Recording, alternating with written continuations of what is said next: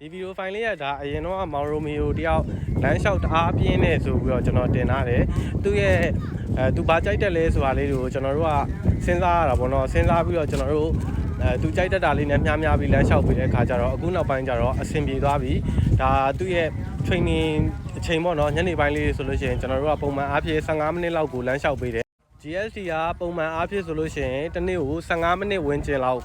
15မိနစ်သို့မဟုတ်နိုင်ဝန်းကျင်လောက်လမ်းလျှောက်ပေးရတယ်သို့မဟုတ်လို့ရှိရင်သူတို့ရဲ့ joints တွေကအယိုးရဲ့ joints တွေကပုံမှန်မဟုတ်တာဖြစ်တဲ့အတွက်ကြောင့်မလို့ပေါ့နော်ကျွန်တော် USA KCN on ရတယ်လမ်းလျှောက်ပေးရတယ်ဒါမှသူတို့အယိုးအစ်စ်တွေတန်မာတာမဟုတ်လို့ရှိရင်လက်ခင်းတာတို့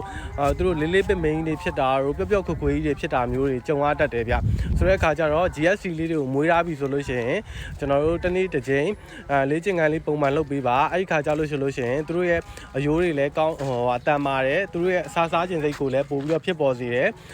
ပို့ပြီးတော့လည်းကျန်းမာတယ်ပေါ့နော်ကျန်းမာတဲ့ GST ဒီကောင်ကိုပိုင်ဆိုင်နေတယ်ဆိုလို့ရှိရင်ကျွန်တော်တို့ကလေ့ကျင့်ခန်းလေးကိုပုံမှန်လေးလုပ်ပေးပါခင်ဗျာကျေးဇူးတင်ပါတယ်